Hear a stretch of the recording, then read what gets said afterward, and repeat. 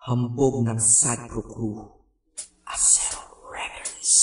Isang beses pa lang ako na nagmahal ng ganito. Hindi ang isip kong hindi ang puso ang ginamit ko. Sa sobra kong pagmamahal naging bulag-bulagan. Ipinagpilitan kahit na ipagtulak-tulakan. At imbis na ako ang magalit, ako'y nagpakumbaba. Kasi nga mahal kita, kaya ko yan nagagawa. Hinihingi ko lang naman sa'yo ay mahalin mo lang. Yun lang naman ang gusto ko eh.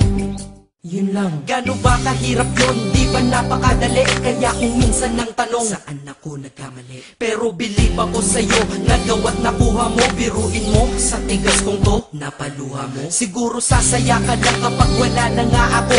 O ayan nangyari na, okay ka na?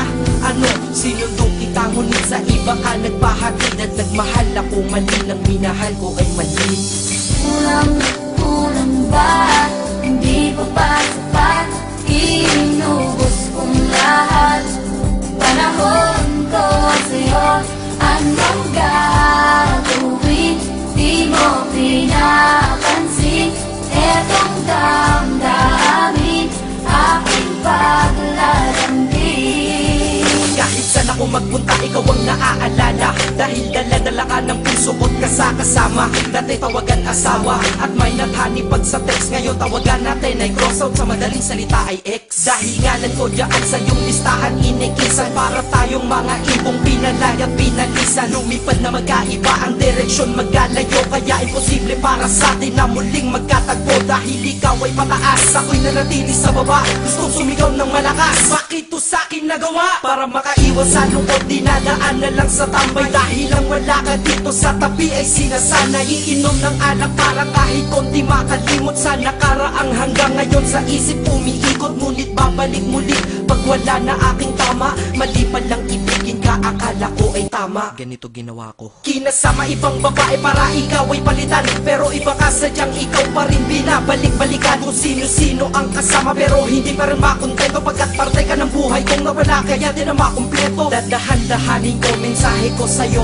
para kahit kaunti man kang tumagusto sa puso mong nara. At sana isagutin mo ang huli kong katanungan, bakit mo ako iniwan? Saan ako nagtanong? Bakit ba sa mundong to, may mga taong hindi marunong makontento? Mga taong manloloko. Kami naman tong mga nagpapaloko. Tanong ko sa inyo, ano nararamdaman nyo pag nanloloko kayo? Pero minsan, sana matanong nyo sa sarili nyo, ano pakiramdam ng mga naluloko nyo?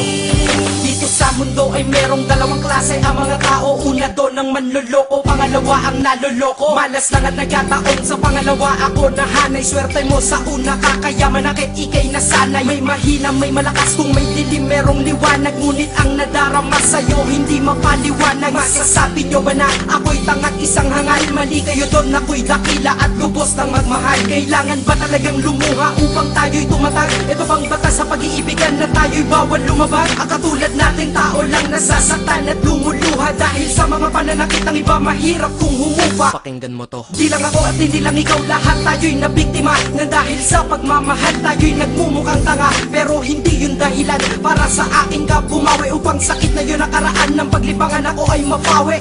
Inubos ang lahat-lahat ng panahon. Lahat ng sakin ay sa ilang lahat. Dapat alam mo yun. Kulang na kulang ba? Ha? Kulang na kulang pa ba yun? Naway madala ka sa awitin, damahin mo lungkot ko ngayon. Pero kung sa iba ka masaya, masaya na rin ako. Kaysa naman sa malungkot ka kapag ako kasama mo. Ito ang mensahe ko sa isang babae ko pinapupunta.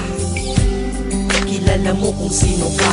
Kulang na kulang ba? Hindi pa ba sapat? Inubos kong lahat.